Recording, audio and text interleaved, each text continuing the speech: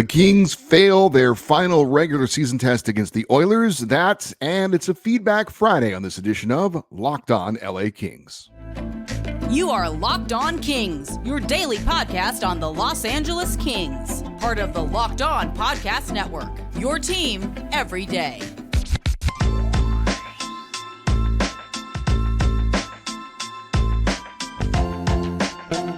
Hey, Kings fans, welcome to Locked On LA Kings, part of the Locked On Podcast Network, your team every day. Thanks for making Locked On LA Kings your first listen every day. We are free and available wherever you get your podcasts. We'd love for you to leave us a positive comment on Apple Podcasts if you're a fan of the show. And we are on YouTube. Please like and subscribe if you're enjoying this content. I'm Eddie Garcia, your host of Locked On LA Kings. I've worked in sports media for the past 30 years, 20 plus years at the Fox Sports Radio Network. Also co-host of the Puck Podcast, a weekly NHL review show that's been putting out content for the last 17 years, and a passionate LA Kings fan for over 30 years. Today's episode is brought to you by FanDuel. Make every moment more. Right now, new customers get $200 in bonus bets with any winning $5 bet. That's $200 if your bet wins. Visit FanDuel.com/lockedon to get started.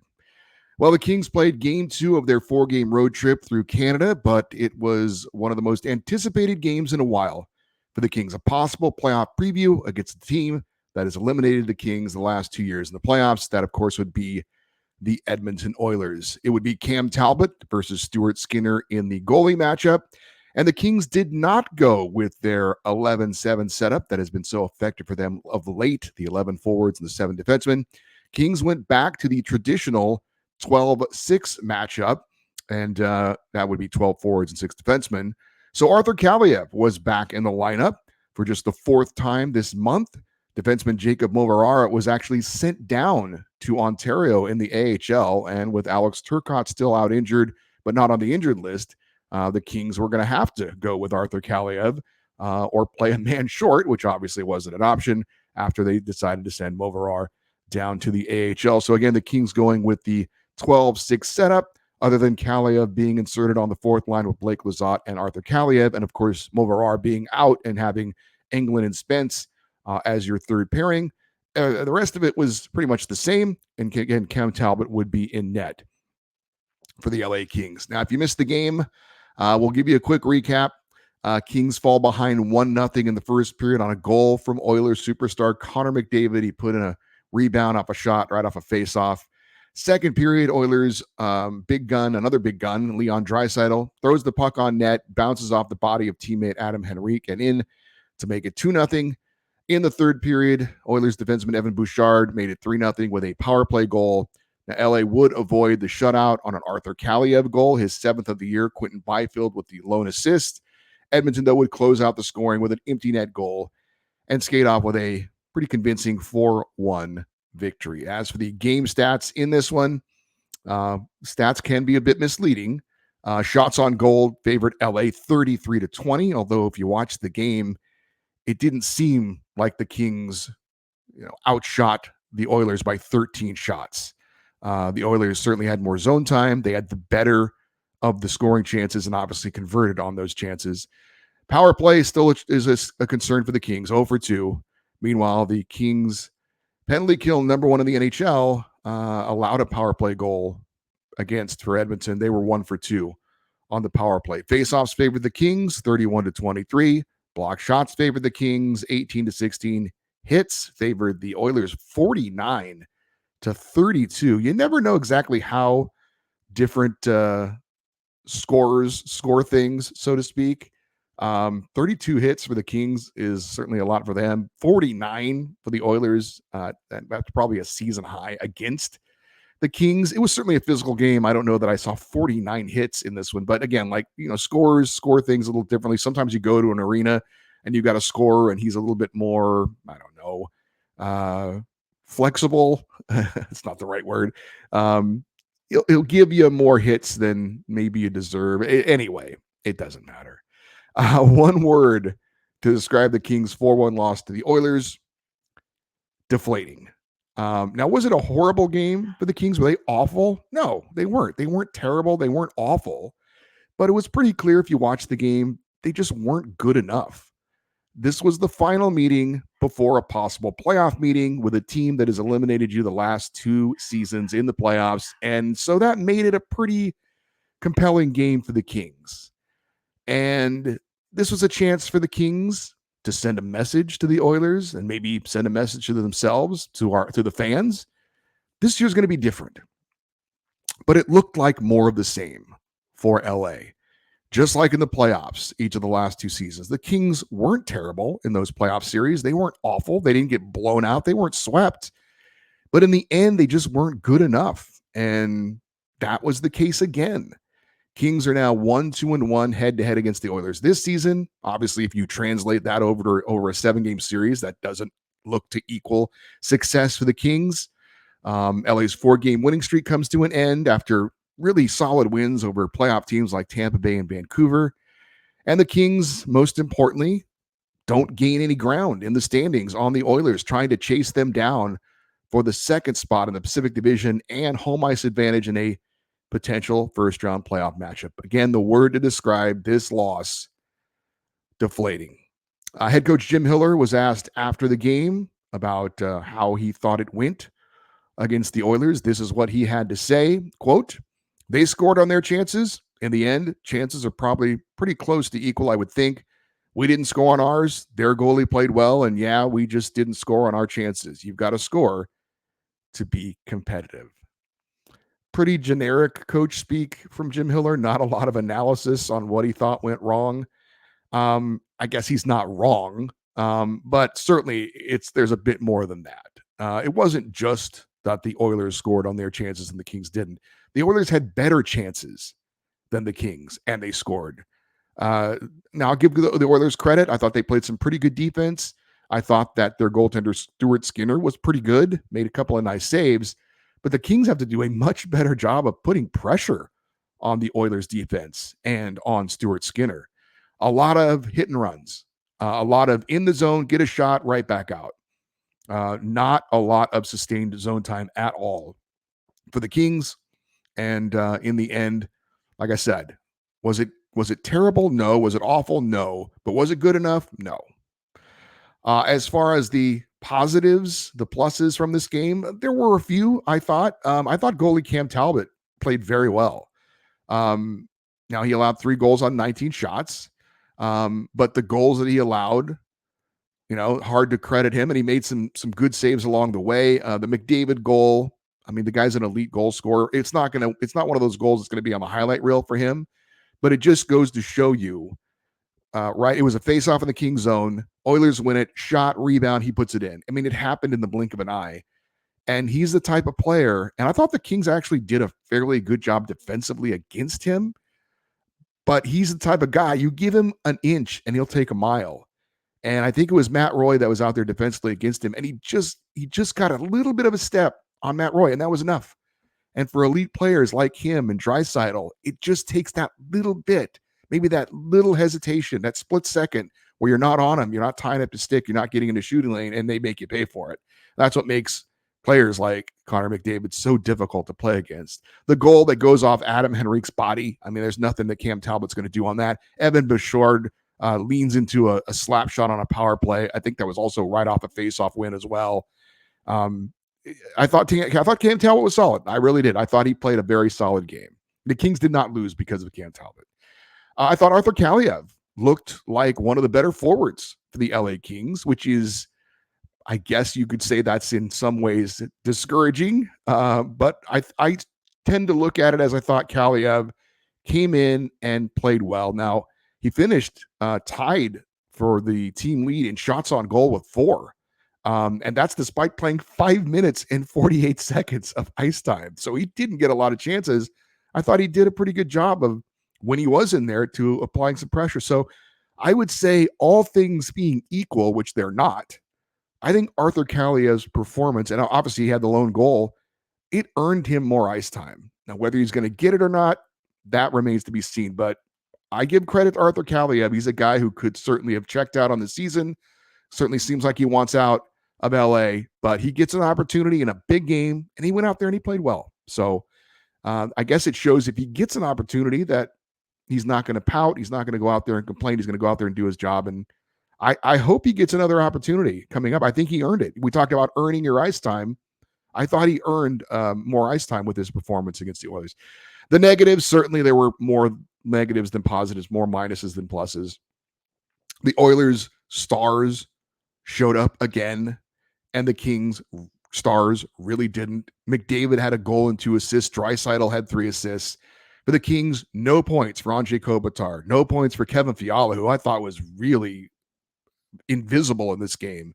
No points for Adrian Kempe. No points for Trevor Moore. No points for Quentin Byfield. The Kings' top forwards were probably Blake Lizotte and Arthur Kaliev, and that's a problem. And that's no disrespect to those guys. Good for them for showing up, but the other guys got to show up.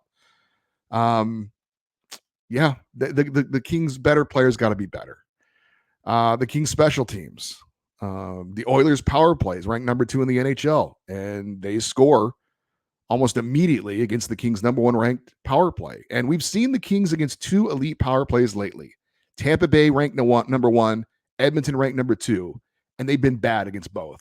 So that's incredibly discouraging. That this number 1 penalty kill unit, which needs to be an asset for the Kings when facing the top power plays in the league, hasn't looked like the number 1 penalty kill in the league. So that's an issue. The Kings' lack of offensive zone time. Now, late in the second period, before the Oilers scored their second goal, they had over a minute of possession time in the Kings zone. And up to that point, I don't know that if you totaled up all the ice time that the Kings had in the Oilers zone, that it would have totaled a minute. Now, it's probably an exaggeration, but that's what it felt like. The Kings' offense was get in the zone, get a shot, and it goes right back the other way. No sustained zone time. They never got their cycle game going. The forecheck never got going. The Kings have got to be a lot better than that at applying pressure on the Oilers defensively, making them work, making goaltender Stuart Skinner work. I know they had more shots on goal than the Oilers, but they were easy shots on goal. We've seen some of those greasy, hardworking goals from the Kings lately. Throw it on net, crash the net. There was not a lot of that as well. It was just get a shot, save, either a face-off or then it goes the other way. So, and physically, the Kings were not very good. Now, we know the Kings are not a physical team per se, but the most physical player in this game, you could argue, was Connor McDavid. He had more hits on Kings players than any Kings players had hits on him. That cannot happen. Now, I know he's elusive and he's fast, and it's hard to get a good beat on him, but you got to try and hit him. You got to try and rough him up. He didn't pay a price to do much of anything in this game. Again, the Kings were not bad defensively against him, but he didn't pay any kind of a price to go wherever he wanted to go on the ice. And that has to be something that changes if, in fact, the Kings face the Oilers again in the postseason. Have the Kings lost their chance at the number 2 spot in the Pacific?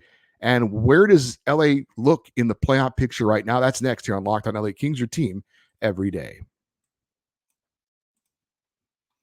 Drive passion and patience. What brings home the winning trophy is also what keeps your ride or die alive. eBay Motors is everything you need to maintain your vehicle and level up the peak performance. From superchargers, roof racks, exhaust kits, LED headlights, and more, whether you're into speed, power, or style, eBay Motors has got you covered. With over 122 million parts for your number 1 ride or die, you will always find exactly what you're looking for. And with eBay's Guaranteed Fit, your part is guaranteed to fit your ride every time or your money back. Because with eBay Motors, you're burning rubber, not cash. With all the parts you need at the prices you want, it is easy to turn your car into an MVP and bring home that win. Keep your ride or die alive at ebaymotors.com.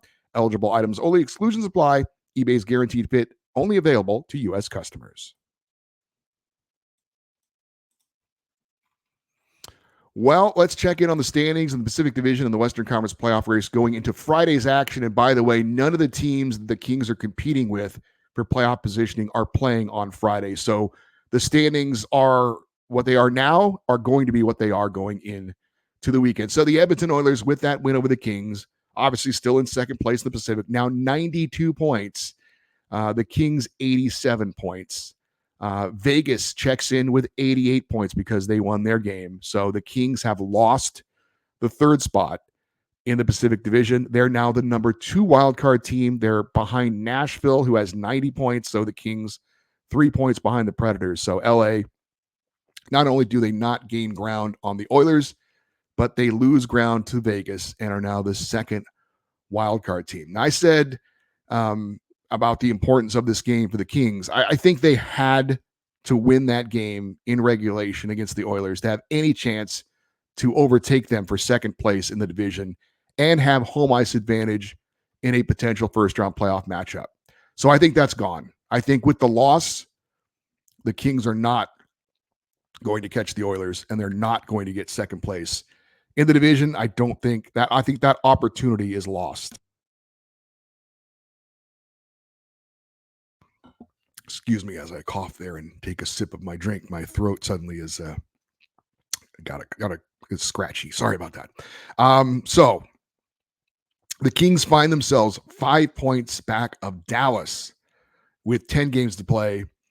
Edmonton has a game in hand. They have a tiebreaker with more regulation wins. So it's now, I believe, the Kings and the Golden Knights. That's what the story is. Who's going to get third place in the Pacific and face Edmonton, and who's going to be the number 2 wildcard team and face the number 1 seed in the West. Now, if the playoffs started today, the Kings would face the Dallas Stars, who right now are the number 1 team in the Western Conference. They clinched a playoff spot last night with a win. Dallas has 101 points to lead the West. Stars have a 3-point lead on Colorado for the top spot in the Central and a 3-point lead on Vancouver for the top spot in the Western Conference. Personally, I'd rather face Edmonton than Dallas. Kings are 0-3 against the Stars this season. They've been outscored 13-3.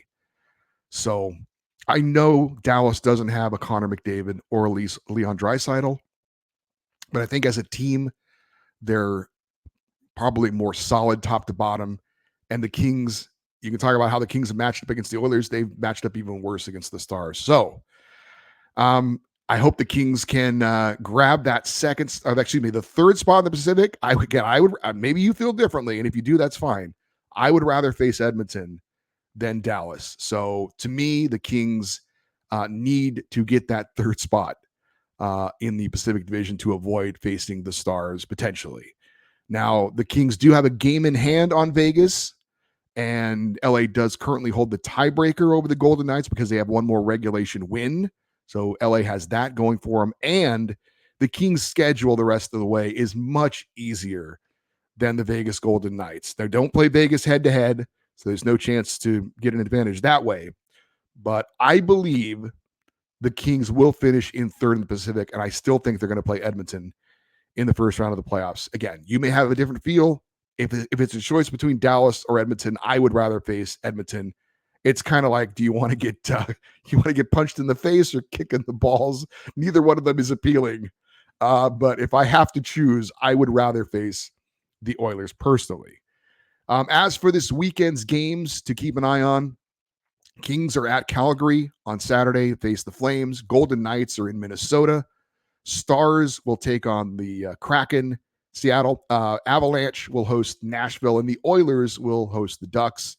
And then on Sunday, you've got the Canucks hosting the Ducks. So all those games will be important as far as the playoff race in the Western Conference and the standings in the Pacific Division. All right, let's get to some of your feedback on a Kings Fan Feedback Friday. I'm going to read emails in the order in which they were received, and it's possible that I did some editing for some of the longer emails just for time reasons. So hopefully you will understand that. Our first email comes from Brian in Tampa, Florida. And he says, I know Kings fans hate the Dubois trade, but it is looking better for the Kings as the season goes on. Rasmus Kupari has just 1 point all season. Alex Iafallo is getting paid $4 million. He's got 8 points since January 1st. He's playing on the fourth line. Gabe Vilardi has been good, but as usual, can't stay healthy. He's currently out with an enlarged spleen. Dubois has more points than Vilardi on the season despite his slow start, and he's heating up with 6 points in his last 5 games as I write this on Monday morning. Dubois is also a lot more physical than Iafallo, Kupari, or Vilardi. In fact, they have a combined 66 hits on the year. Dubois has 90. That physicality will be big in the playoffs. Thanks, Eddie. Love the show. And again, that was from Brian in Tampa, Florida. And yeah, I think I haven't fact-checked all of those. I do know Vilardi has been injured again, second time this year. He's been injured, and he's right. When he's played, he's been very good. But again, I just can't stay healthy, and that's, part of the reason why the Kings, I think, were willing to part with Gabe Vilardi.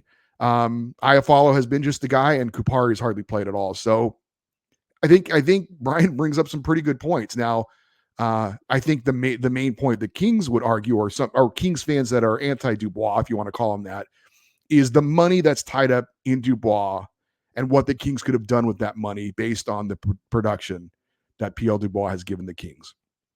I think that would be the major point, the major rebuttal.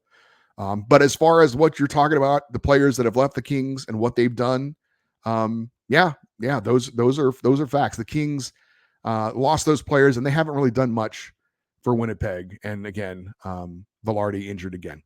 This comes from Darcy. He's in Sylvan Lake, Alberta, and says he's an everydayer. Thank you for that, Darcy. He says, watching Alex Laferriere last night has me a bit concerned. This was after the Vancouver game. And I will say he has been a welcome surprise making the team and playing so well so far this season. The game last night was one of the faster and rougher games we've seen this year, and the most like NHL playoff hockey.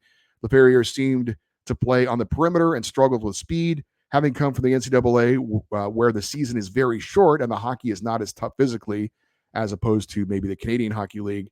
I really hope it was just a one-off for a bad game because I really like him on the top 9 of the Kings, and go Kings go, says Darcy. Yeah, we talked about that. He got beat badly by Sam Lafferty on that goal that Vancouver scored. And you're right. It's possible a player like Laferriere, who's played a lot this year, he's been in the lineup pretty much every day. And he's playing more hockey than he's ever played in his life. And you wonder if at some point maybe he hits a wall. But we'll see. He still has been pretty good. He certainly has been way better than anybody could have predicted. But I think those are pretty valid points.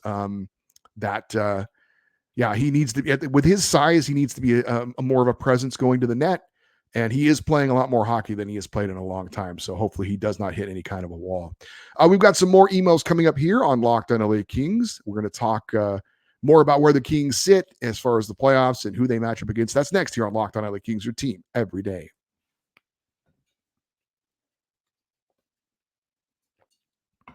Say goodbye to busted brackets because with FanDuel, you can bet on every game of the tournament. Whether you're betting on the big upset or a 1 seed, it is time to go dancing on America's #1 sportsbook. Right now, new customers get $200 in bonus bets if your first $5 bet wins. That's $200 in money to use on bets for point spreads, money lines. You can even pick who's going to win it all. Just visit FanDuel.com/lockedon and bet on college hoops until they cut down the nets. The LA Kings face the Calgary Flames Saturday, 7 p.m. Pacific time. Catch every moment of the hometown broadcast of your LA Kings with SiriusXM on the SXM app. Just search LA Kings. And by the way, if you're watching locally on television, that game will be on KCAL 9, not on Bally's Sports Net. Our next email comes from Jim in Lakewood. He says, Arvidsson to me is the X factor. Ever since he got back, he's been going to the middle and driving the net and coming up short, but guys are seeing that. I love his fearlessness. Dude's a world-class player, and I hope he doesn't get hurt between now and the time we face Edmonton in the first round. And he says, goaltending, man, these two are great, a great couple. So damn cheap. They both earned a nice raise for next year in my book. Maybe $3 million for Cam, $2 million for Davey. Give me your thoughts. And he says, go Kings go. And he says, GKG, go Kings go. And then he says, FEN, which apparently stands for F Edmonton now.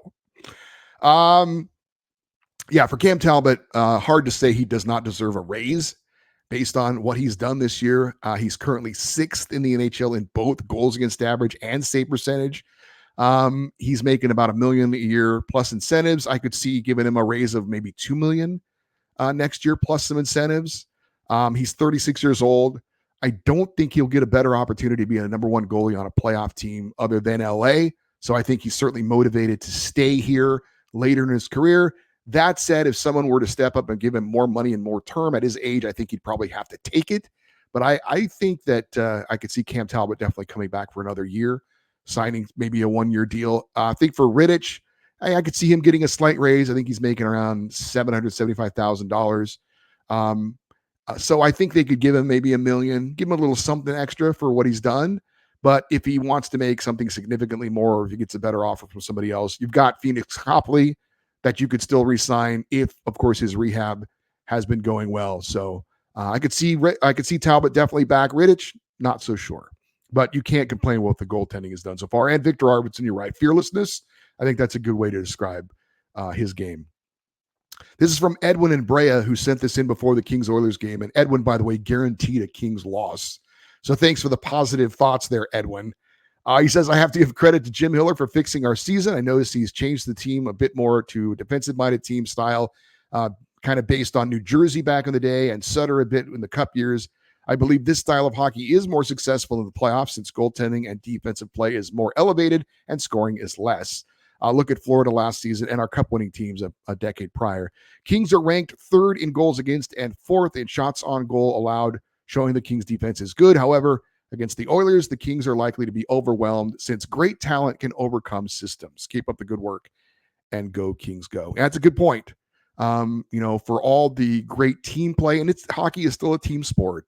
It is hard to overcome Connor McDavid and Leon Draisaitl. Those guys are world-class. They're potential MVP caliber players. And as good as the Kings talent is, we don't have one of those guys on our roster. Not many teams do, frankly, but still, he's right. You can have the best system in the world, but a guy who is, an MVP caliber player can sometimes single-handedly bust those systems. Jeremiah and Hawthorne, who loves to point out he's an everydayer, says, I can't believe it looks like we're playing against the Oilers again. Do you give us any chance in the series? He also says, glad PLD is playing better. Do I give us a chance in a playoff series against the Oilers? Yes, I give us a chance, but you also have to be realistic in what you've seen against the Oilers. Certainly, if it is that matchup again, Edmonton's going to be favored. They deserve to be favored. Can the Kings win 4 games out of 7 against the Oilers? Going to be an uphill climb. Do I give them a chance? Yeah, I give them a chance, but it's hard to be optimistic right now against the Oilers. I think the Kings hope, win a couple of games, maybe you force a game 7. Anything can happen in a 1-game winner take all. But yes, it's going to be difficult. It's going to be very difficult to beat the Oilers in the playoffs. Our final email comes from Ray in Torrance. And he says, why do you think the Kings switched from the 7-11 to the 12-6 last night against Edmonton? Do you think we could have played better had we kept our winning 11-7 formation? What are your thoughts on Kavaliyev having the only goal last night, given he's been a healthy scratch lately? Last comment, PLD has a good game last night, even in a loss. RV is looking electric since he came back from LTIR. We look more like a playoff contender with those guys dialed in. Thanks for all you do, Eddie. Looking forward to today's show. Great question, Ray. Jim Hiller was asked afterwards about that, and I got a quote from him here, and it's not very informative, but he said about putting Arthur Kaliyev in the lineup and going to the 12-6 setup, quote, yeah, he hadn't played a lot. I mean, he's an important player still on our team. He's one of our guys. He's here working every day. He'd been out for a while. He's been a good soldier. Chance to get him in the lineup. Nothing more than that, end quote. Not another great response from Jim Hiller, in my opinion. And I don't know why the Kings switched away from that 11-7 setup that has been working so well for them. Wouldn't you want to see how it worked against the Oilers? And in what was the biggest game of the season for a while, why would you switch away from something that's been effective? The only logical thing I can think of is that he didn't want the Oilers to see it. He didn't want to see how they could work against it, how they would attack it, and he wants to save it for a potential playoff matchup. That's the only thing that makes sense to me, because why would you go away from something that's worked so well in your biggest game of the year to this point? So maybe a bit of gamesmanship from Jim Hiller. Maybe he didn't want him to see how it worked against them, how they were going to attack it in a live bullet situation. Maybe that's the only thing I could think of. It's a great question, and he did not give an answer at all as to why he decided to switch away from it, other than saying they wanted to play Arthur Kaliyev. Really? The guy you scratched for most of the season, suddenly in the biggest game of the year, you just wanted to see him in the lineup? I don't know. I'm hoping that that's the case. I don't know why they moved away from it, but they're going to go back to it. They've already recalled Jacob Moverar from the AHL, so I expect against Calgary for the Kings to go back to that 11-7 setup. Hey, thank you to everyone who took the time to send an email Really appreciate it. For you everydayers, those of you that listen and watch Locked On LA Kings every day, coming up on Monday, we'll recap the Kings Flames game from Saturday. Also preview Monday night's game in Winnipeg against the Jets. Obviously update you on what the playoff picture looks like going into that game. And we'll have a Reign report as well. And congratulations to the Ontario Reign, who clinched a playoff spot in the AHL. Going to be a good week coming up for the Kings. Hopefully they can bounce back against that tough loss to Edmonton as we continue to march towards the playoffs. If you want to stay interactive with the show, follow us on Twitter and Instagram. We are at Locked On LA Kings. I'm Eddie Garcia. Thank you as always for listening and watching this episode of Locked On LA Kings, your team every day. Have a great weekend. Enjoy your Easter Sunday. And as always, go Kings go.